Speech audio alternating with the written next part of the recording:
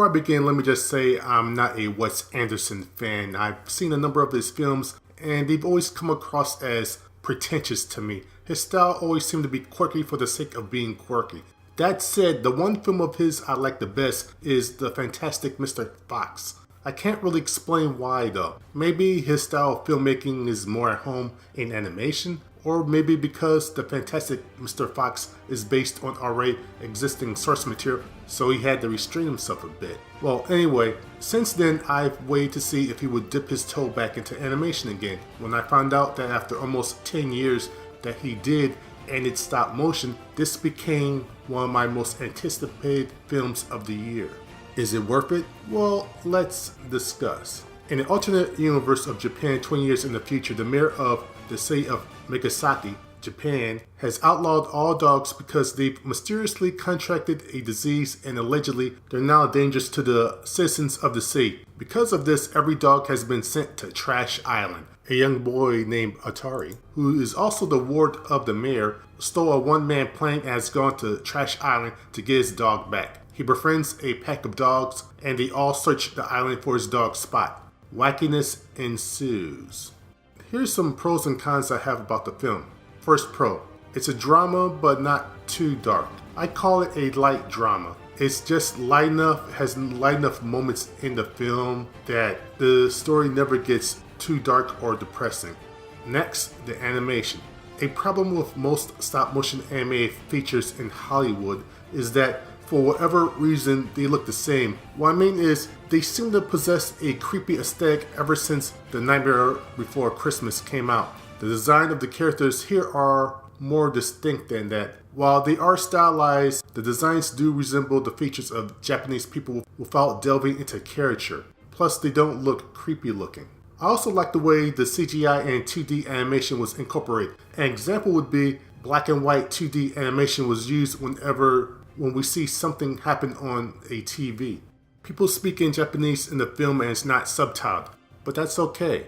Usually when people speak Japanese in the film, it's not subtitled, but the audience will still understand what's happening because 1, the characters' motions and actions explain what the characters are saying and what they mean.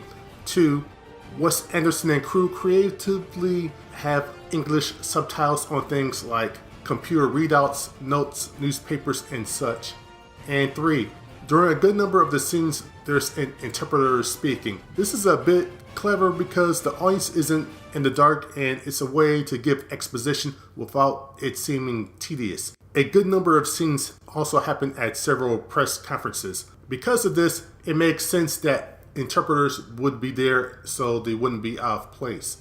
The soundtrack and score. Wes Anderson used a mixture of indie music with a classical type of Japanese orchestra score. Occasionally the indie music was played, but it wasn't ever overdone in this film. The score stands out more, and after I saw the film, I realized I could remember every piece of the Japanese score fondly, but not the indie music. Actually, if only the score was ever used in the film, I would be fine, but I assume Wes Anderson wanted to indulge a bit.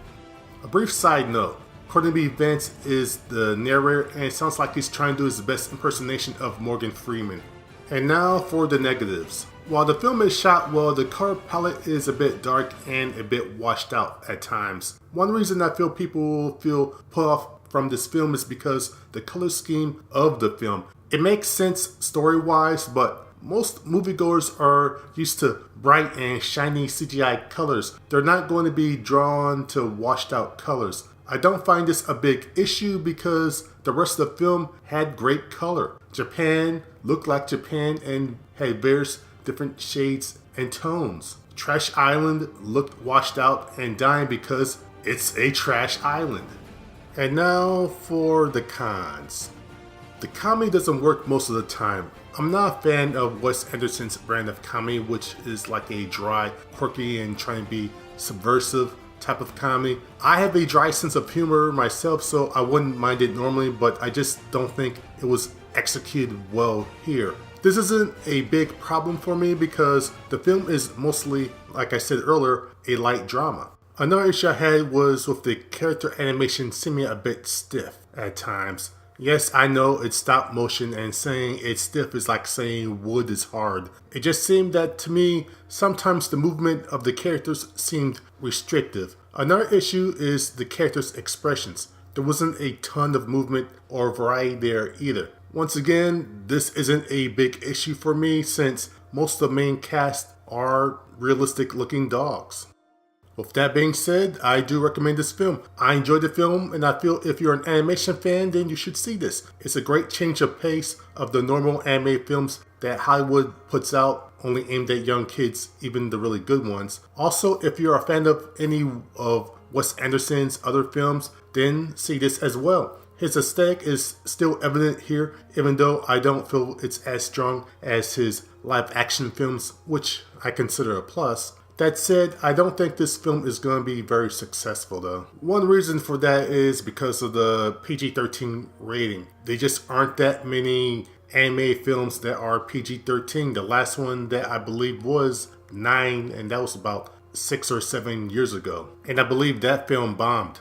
This film has two other problems, but it's really not its fault. The first one is its stop motion. The movie-going audience just doesn't like stop motion anime films. Maybe they feel that there's an uncanny valley nature to it, which would be interesting when you can say the same thing about many CGI anime films when it comes to the humans. 2. Audience preference. It's an anime film that isn't really funny. There aren't any broad jokes or broad characters. Also, it's not a film that would be lumped into the family film genre easily. It has a relatable story, a boy looking for his dog, but when that story is made into stop motion, it comes across as being more darker than it really is. In a CGI film, you can have realistic backgrounds, but the human characters are going to look cartoony, also generic. It just seems that all human character designs come from the same shop. So when you see the film, you come at it in another way. Despite all that though, this is a good film,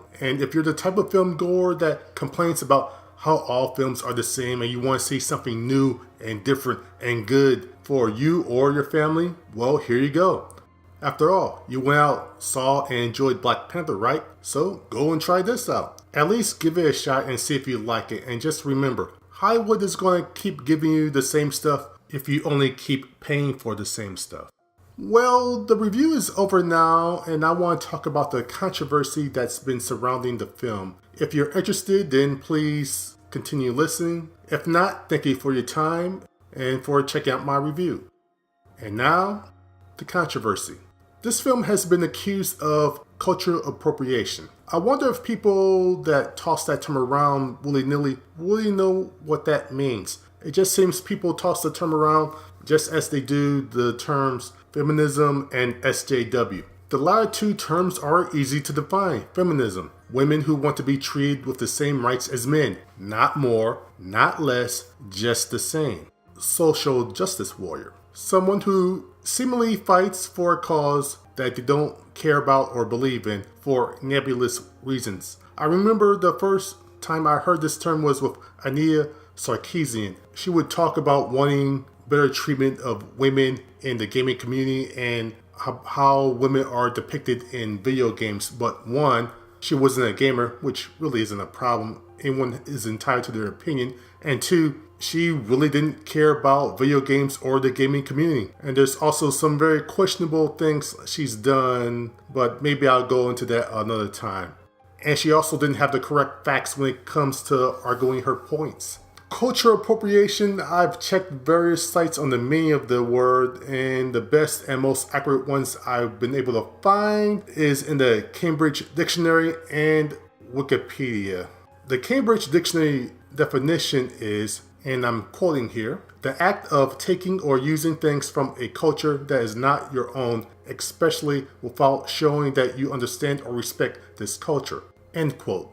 The Wikipedia definition is a bit longer, quoting once again, a concept in sociology dealing with the adoption of elements of a minority culture by members of the dominant culture. It is distinguished from equal culture exchange due to the presence of a colonial element and imbalance of power. Cultural appropriation is often portrayed as harmful in contemporary cultures and is claimed to be a violation of the collective intellectual property rights of the originating minority cultures, noble indigenous cultures, and those living under colonial rule. End quote. So really thinking about it, depending on what definition you use, you could say cultural appropriation happens all the time. I mean, some examples would be white music artists using black music, or people from one culture, white people in this case, that wear dreadlocks and popularizing them as if it were new and not give credit to the culture that it originated from.